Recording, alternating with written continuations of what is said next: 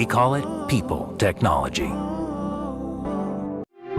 インテル入ってる。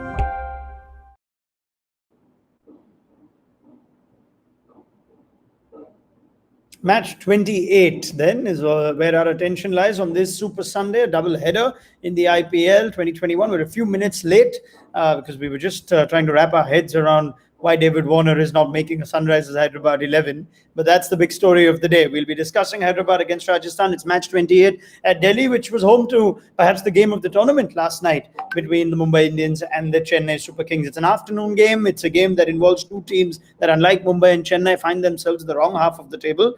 And Hyderabad are off to their worst start in 5 years. Rajasthan Royals are struggling to put a string of wins together as well, so it should be a good one. This is Maruti Suzuki presents ESPN Cricket for T20 Time Out, powered by Intel. That's where the two teams are on the points table. You think now Hyderabad would want those 2 points to ensure they don't get left out from the rest of the pack. It's a completely different Sunrisers Hyderabad though, and we'll discuss that with Dale Steyn and Daniel Vettori in just a moment from now. Before that, and before we get chatting about the cricket, a reminder to all our viewers in India, these are testing times, so do mask up in public, practice social distancing and self-sanitizing protocols, and if you are eligible, please do take your vaccine as soon as possible. Kane Williamson is back as captain, full-time captain of the Sunrisers Hyderabad. Dale Steyn has played for the Sunrisers Hyderabad. Dan Vettori knows all about captaincy and coaching in the IPL, so this is going to be a fun chat, I think. But Dale, let me just get your first thoughts on this whole thing that the Sunrisers are David Warner without the Sunrisers. It seemed unthinkable for a large part of the IPL.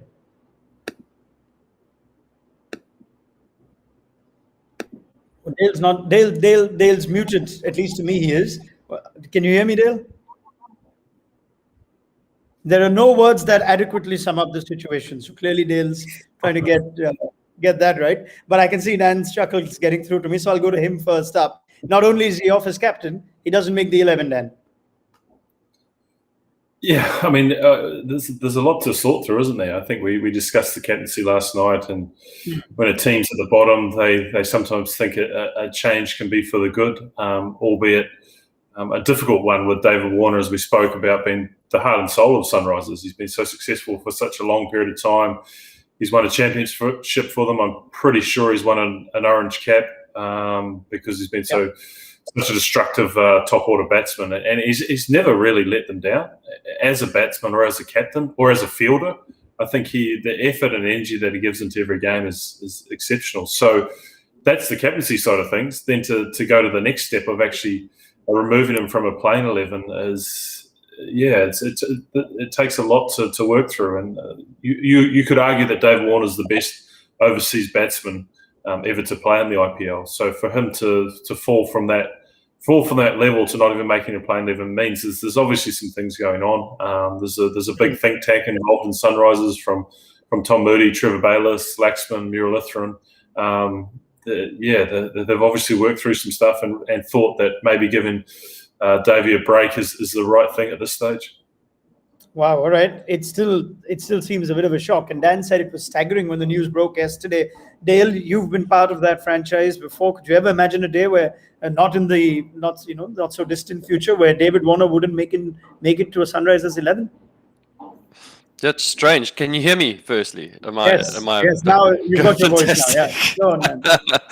Great. No, well, it's just strange when you think Sunrisers. I think of two players. Right now, I think of Rashid Khan and I think of David Warner. But I think in the past, if you thought Sunrisers, you just think David Warner straight up. But he's Orange Army, so it's very strange to not see him part of an 11. Something going on there. I don't know what's going on there really, but it is strange to see him not in the starting 11. To give up the captaincy, maybe one thing, to somebody like Kane, who's a great captain for New Zealand. He's done it many times before for Sunrisers, but you'd still want him in the 11. He's still such a destructive player. He's great in the field. He's great at giving advice. And he's a phenomenal batsman, so it is strange to not see him in the 11. Sometimes these captaincy things do happen. You do often see it get handed over to another captain, but to be completely omitted from the 11 is a strange thing.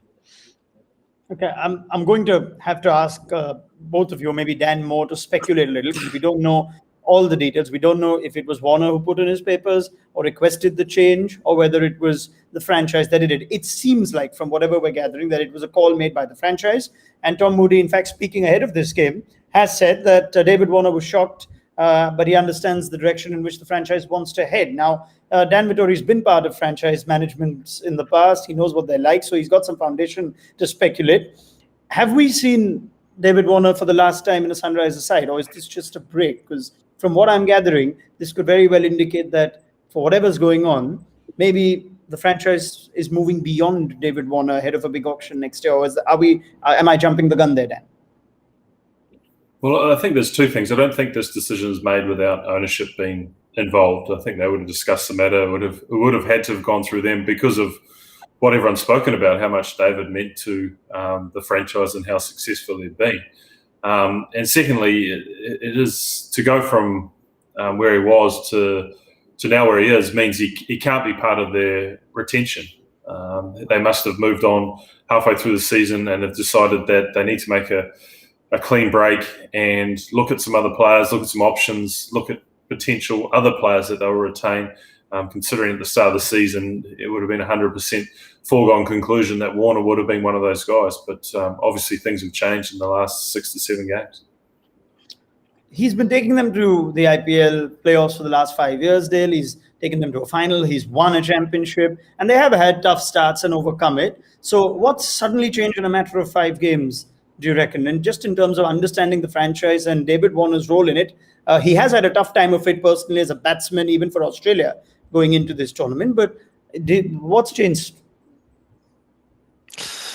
I don't know. I think I don't know whether David may have questioned some of the decisions that they had made. Maybe when Manish Pandey was left out, I heard him say something maybe along the lines of maybe it wasn't his decision, it was out of his hands, something along those lines. I can't remember. And sometimes management, they don't appreciate that, I guess. I don't know. The captain of the team also needs to take ownership of his squad and know who's going out onto the field. And sometimes that gets taken out of their hands. And so I don't know. It just seems like there's definitely something happening behind closed doors that the public are not aware of. And after a couple games, Sunrisers have just decided, and like Dan said, at the beginning of the season, they were all in it. Dave's our boy. He has been for many years, and they've gotten to a point now where they're at the bottom of the log. They've only won 1 game. And now they're starting to look ahead and starting to plan for next year. But like I said, it is strange to see him that he's not still part of the playing 11. Understandable if they want to maybe change ownership in terms of captaincy for next season, keep Kane there. But it is strange that he's still a phenomenal batter. I would still keep him in the playing 11. But I'm with you, Raunak. I think I'm going to throw it out there. I think this will be the last time we see David Warner in an Orange Army shirt. Yeah, it's come as a matter of shock, you think, for a lot of the fans. And we'll probably hold on till we get more information. But it looks like in all indications that with the way Tom Moody is speaking on it, and this is a man who, along with David Warner, won Sunrisers the 2016 IPL. So it's not that far back. But anyway, we'll discuss this more in detail. The game itself sees the toss having gone down, and Kane Williamson's at least started on an auspicious note. He's won the toss, and he's decided that the Sunrisers will chase at Delhi. They make changes. We'll just look at that 11 and keep this conversation going. Kane Williamson stays, of course, as captain, and that could possibly see him open the batting with Johnny Bairstow. We'll come to that in a bit. Abdul Samad is back. He had a hamstring injury for a little while that kept him out for a few games. Bhuvneshwar Kumar is back, so that's a big one. And the overseas reshuffling sees Mohammad Nabi get a game as well. So in comes Nabi. We thought Jason Holder might be a tempting option, but they've gone the route of Nabi, and they've left out the likes of Siddharth Kaul as well as Jagdish Suchit along with David Warner for this one. Right, let's look at that team. Let's talk about the overseas reshuffling, which was indicated on the eve of this game, Dan, by the franchise. Another curious move, almost to get all of us ready in the media and in the world outside, that it's not just a captaincy swap. It could very well be the end, no David Warner in the 11. They've gone with Nabi. Thoughts on that? Well, I think it's trying to bring that experience in. Obviously, with Warner out, they're losing a lot of that, but also as matchups. I think you look at 3 of the top 5. I think for for Rajasthan are left-handers in Jaswal. Miller and Shivam Dubey, and Nabi bowls so well to left-handers. So I think that'll be the thinking round then, plus his middle order batting. We've talked a lot about Sunrisers' middle order batting and whether they're relying too heavily on that top three. Now they've strengthened that as well as strengthened the bowling. So it's a good tactical move in terms of Nabi brings so much to the table. But in your wildest dreams, you never would have thought it would have been at the expense of Warner. This is a team that's always had a challenge in trying to balance its overseas because of the challenge that they've had in the middle order with the Indians, etc. And you felt, okay, if you have to pick your two best overseas, and even if they don't happen to be David Warner, it shouldn't be such a big deal. Rashid Khan, someone who walks into this side. Now, if you just look at it on merit, do Bairstow and Williamson outrank David Warner at this point in time as the overseas batters for the Sunrisers? Williamson has been amazing. Like, it was weird that he didn't play the first couple of games, actually. He's just been, and you see him in the last game that he played where he came in, he only faced a couple balls. He just looks like a man who's in control of his batting. He knows how to score his runs. And he doesn't have a clouded mind. I think that's the biggest thing, When you're captain and you start to lose a couple games, you start to question not just your own game, but the team, who you want to play, how you want to go about, who should bowl when, who should bat where, and that starts to cloud your mind a little bit. So we saw Warner the other night. He struggled with his strike rate. And, had that stuff not been on his mind, who knows? He may have seen a different kind of player. But right now, Williamson and Bairstow have been given the job. And I think Bairstow is also in good nick. He scored some runs. He batted beautifully before the IPL started. That's fresh in his mind. But Williamson is definitely the man. When you're looking at that batting lineup there, Williamson is the top dog right there. I mean, for what it's worth, it's quite intriguing if Dale's words are to come true. And the question I posed on whether we'll see Warner again for the Sunrisers, Dan, it's rare that the last innings for somebody in their IPL franchise is a half century, albeit a scratchy one, maybe in a losing cause. But it's not like he's coming at the back of 4 ducks or 4 single-digit scores. He's got 50 in the last game, and he may not play again for the franchise. Yeah, it's fascinating. I mean, I can't see from here because our coverage is not on yet, but has Warner been shown at the ground or anything? Is he that's there? What I'm curious to see, whether he's actually part of the dugout, whether he's with the franchise, or whether in days to come, whether he flies back. I mean, there are issues with traveling to Australia now as well on travel, etc. But that's something to keep an eye out for. I'm trying to think of what impact that would have either way. Would it be better off for Warner to be part of the dugout, seen there? I'm sure the cameras would be pinned at him, or would it be better for him to keep some distance? Dan?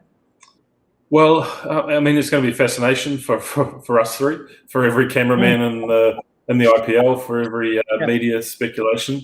I think the thing that will help the process is that Kane and him are very close, as we spoke about last night. So I don't think there'll be any issues between those two. So it won't be like you'll have a former captain questioning what the current captain's doing. I think it'll be quite the opposite. I think they'll still be on the same page, and if David is there, he'll look to help Kane out a lot. So I don't think that'll factor in at all, which it can do in other situations. But it will be fascinating to see if he stays and if he sits on the sideline for the rest of the tournament. That will be interesting. How much do you think this affects the rest of the squad, Dale, especially given that David Warner had such a big influence on this team? Williamson has led them before, but this sort of scenario, do you think it affects the rest of the team too? I mean, it can. But, in my experience too, like once you get to the ground, everything happens so quickly, it's time to go, and whether Warner's sitting there and he's in the camera line on the big screen or not, it really doesn't matter. In my opinion, I don't think that he'll go to the ground. I think that they would just go, okay, listen, Bill, Dave, you're gonna sit at the hotel this game. We don't need you to be on the big screen the entire time when the squad that's there, the 11 that's there that are looking to play a game, are looking to play, and they see you on the TV the whole time. You don't want to detract away from what's actually going on. There's still a cricket game that needs to take place. And the boys are professional. They know when they get there and they start warming up and they start hitting balls and everything like that, all that kind of noise that's happening in the background goes completely out of the window, and it is go time. It's game time, and then it's only after the game, once the game is kind of finished, you can kind of go, if we had David in that situation, or we made this decision. That's kind of when you start to think about it. But whilst the game is going on, the boys will be thinking bat versus ball versus bat, and that will be it. All right. Kane Williamson's seems like a good man for a crisis, though, if this is one. And we are assuming from all optics that there is something going on in the Sunrisers. But he's not a bad man to have at just steering the ship in a storm, isn't he, Dan?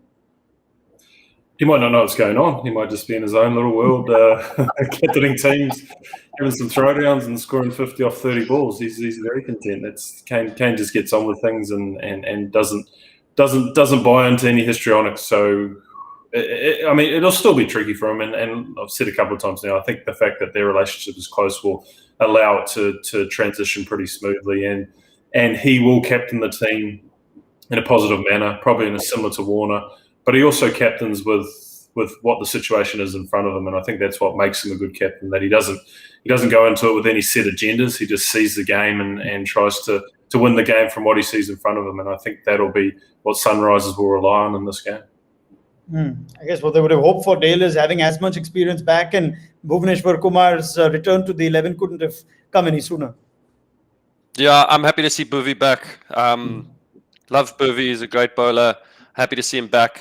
Hopefully that injury is all sorted out and he's good to go. It's nice to see him in that lineup. And they need him in that lineup. Him and Rashid Khan, the two big names there when it comes to Sunrisers bowling. You know, again, another guy who's been a standout performer for them for years. So when you see him out of that bowling lineup, you do see that they might struggle a little bit. So hopefully he's back at his best tonight with Nabi and Rashid Khan working nicely together. What we have seen is Sunrisers having an issue with their wicket-taking ability in the power play. They've just got a couple of wickets in the 6 games so far. It surprises you to some degree, Dale. They've got Bhuvneshwar Kumar at a tough time of it at Chennai, and when you're not striking early, is that a bit of a concern? Do you change things up? Sanjay Manjrekar on our show yesterday said maybe Rashid Khan should bowl at different phases. Maybe try him out earlier on in the power play, or bowl him at the death if you think you're having some problems. But as a new ball bowler for the Sunrisers as well, that they haven't struck early. How do you sort of fix that? Yeah, I think Bhuvi is a big one there. You need him he's their guy. You know, he's in the swing. And Sandeep Sharma is another one who didn't play a lot. He normally opens the bowling for Sunrisers. He does swing the ball. And if you look at his numbers, he does pick up a lot of wickets inside the power play. He's a phenomenal bowler for the skill set that he's got. Not big pace, but he does pick up a lot of wickets. But the swing hasn't exactly been there so far in the games that they've had. Maybe today in Delhi, being a day game, who knows? But they've got those guys back. Bhuvi's the guy. He's the big key guy, the guy with all the skill. Big swing away, big swing in. He's the guy that they're going to bank on to knock a couple poles over in the first 6, especially when that ball is brand new and there's going to be any hint of swing. Bhuvi's going to find it. You fancy being tempted by that suggestion by Sanjay last evening, Dan? You were with us for it. Try Rashid Khan at different stages to just break up the predictability element. Well, I would have till I think Nabi came into the team, and I think Nabi's so conditioned to bowl in those first 6 overs, and he's so conditioned to bowl left-handers. So I think that will be something they'll look at, whether it's opening up or whether they allow their seamers to try and swing it for a couple of overs. I definitely think we'll see Nabi in that first 6 overs, but I don't think that discounts someone like Rashid Khan, particularly if they get a wicket early on and the right-handers come into play and put some pressure on their batsmen. If that can happen, then a combination of Rashid and Nabi for the 5th and 6th over puts so much pressure on the Rajasthan batting lineup.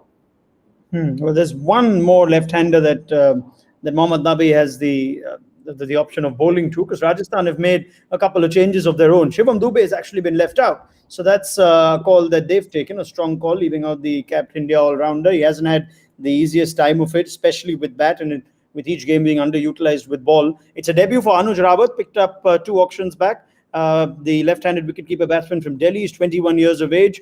So it's batter for a batter is what they've gone with. Their keeper batsman for an all-rounder, rather, is what they've gone with there. And the other change that has been made is they've left out Jaidev Unatkar, and they've brought in the extra pace of Kartik Tyagi, who we did see for a large part of last year's campaign for the Rajasthan Royals. Dube being left out, you've seen enough of him, Dan, but perhaps the franchise here has had enough.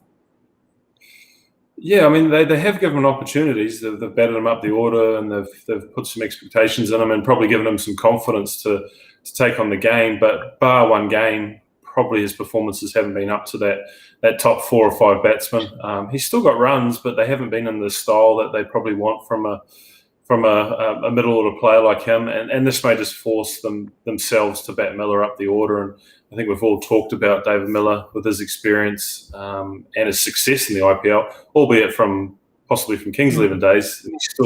He's still a guy that teams will worry about coming up the order. So he could get his opportunity at 4, and that could give them the balance that they're actually after. You'd bat Miller at 4, Dale, wouldn't you? They should have done that even when Dubey was playing. Yeah, I think I would have batted him ahead of Dubey. Situation also too, but like Dubey, he's done okay, but his strike rate's been a little bit not where you would expect for somebody the way that he plays. Also the way that he kind of struggled to rotate strike. He kind of got this one mind set up where he was like, I'm just going to slog. And when it doesn't come off, it's either a dot ball or it's a 1 or something like it. Whereas you look at somebody like Kane, on the other hand, who just reacts to the ball and hits the ball where it needs to be hit. He often finds the boundary more often than not. So Dubey needs to do a little bit of work regarding that kind of his style of play when it comes to that. But Miller, I think he's a better batter. He's batted nicely for South Africa in the last couple of years, especially when he's been given a little bit more responsibility. He's even opened the batting once or twice for South Africa and he's scored some runs. So the more opportunity you give him like that and more responsibility you give him, I think you'll see a better David Miller rather than us thinking that old kind of Kings 11 style where he comes in late in the innings from over 16 to 17 to 20 and he smashes 30 or 40. He's actually a better player than that. He can hit the ball out of the ground because he's so strong, but he's a better player than that. He's really good at running between the wickets. He rotates strike really nicely. He plays spin really good. He's developed his reverse sweep. I'm talking him up, big time. But the reason why I'm talking him up is because he is a number 4 batter. He can bat at number 4 and they should give him that role. Yeah, well, let's see if the Royals change it. We've been calling for these changes in batting positions all tournament, whether it's Andre Russell or Sam Curran or David Miller, and hardly ever do the franchises pay heed. But when they do, it's only to their interest. So it's up to them. One more change that happens as I get Dale's thoughts on that too. Kartik Tyagi comes in for his first game. Made an impression last season, extra bit of pace, and they've left out Jaydev Unadkat. Just changing things up, Dale? Yeah, just a little bit more pace, a little quicker than Unadkat, and trying to get something else different. I think him and, lacking someone like Archer this year, they're just looking for that extra pace. They've got Morris there, but Tyagi can come in with something different. They're also at the bottom of the log. They've got an opportunity here for a young man to kind of prove something. So, yeah, a little bit more pace than Unadkat's not a bad move. You picked him as your breakthrough player for the IPL or something like that, and didn't you, preseason? He has to start now. Does everyone remember those things? Come on. I've got Shooter Darwin for the orange cap, so that's my only one I've got left standing. Well, Sunrise too. As a tournament goes, this has perhaps been one full of surprises, hasn't it? Especially with David Warner's potential removal as captain, potential omission even from the Sunrisers 11 for the rest of the season. Okay, game's already underway, and while our attention can be there, we'll watch along for a bit and join us for an Intel Fastest Fan First right now, where we just throw 3 questions to Dan and Dale very quickly.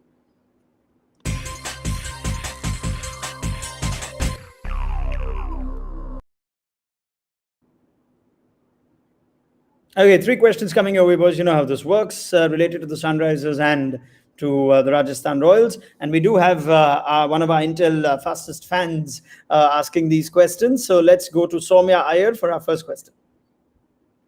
My first question goes, how many matches have Hyderabad won so far in IPL 2021? Okay, that seems easy. Are you putting your hand up for the answer, or is that the answer? Dan? I think we can all give a point for that, can't we? Yeah, all right. See, I think we anticipated Sanjay and Manjrekar on the show, so we just took the question as easy as we possibly could. But anyway, and he was showing actually on this. So anyway, let's go to our next question. Who is the leading wicket taker for Rajasthan in this edition of IPL? Oh, goodness. Right. Who's got the most wickets for Rajasthan this season so far? It's 11 wickets. Yes, Dale. Chris Morris? Absolutely. Good answer. It is indeed Chris Morris. Got an applause going. So yeah, we'll keep it one Come all on, now. Quicks. Yeah, let's go to the last one. Have to go back a few years. My third and final question is, who was the player of the match in Hyderabad's victorious 2016 IPL final? That's cruel. It's been cutting, wasn't Right. it? It's been Yeah, it was indeed. Good answer. 15 balls, 39, and a couple of wickets to go with it. Ben Cutting that's was. enough for 30 off the last over, wasn't it? Yeah, he got a lot of runs in that game, and he picked up a few wickets too. Ben Cutting was the IPL 2016 final man of the match. Right. Well done to Soumya, and well done to all of you, to both of you as well. Dan takes the cake just about, but that first one was a sitter. So anyway, let's pick up this conversation in 20 overs time innings already underway. Join us for analysis on Maruti Suzuki presents ESPN Cricket for T20 Time Out, powered by Intel. The IPL continues to kick on though, and you can always catch the Vivo IPL 2021 on Disney Plus Hotstar live action as well as highlights. And of course, before we leave you, once again, if you are watching in India, do mask up in public, viewers, and make sure you practice social distancing and self-sanitizing protocols. If you are eligible, please do take your vaccine. Take care, stay safe, and we'll see you in at the mid-inning show.